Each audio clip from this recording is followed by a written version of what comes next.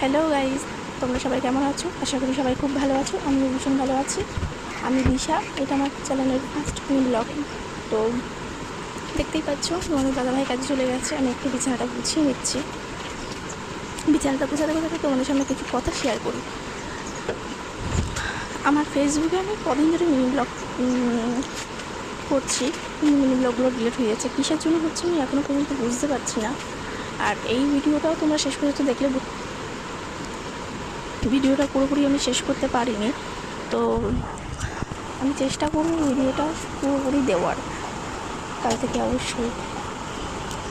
দেখতেই পাচ্ছ ঘরটা একটু গুছিয়ে নিচ্ছি, কারণ তোমাদের দাদাভাই কাজে চলে গেছে। ঘরটা না গোছালে ঠিক মনটা ভালো লাগে না। সকাল সকাল ঘরটা গুছি, বাসন কটা নিয়ে কল করে রেখে দিলাম। ঘরটা ঝাড় দিয়ে নিচ্ছি।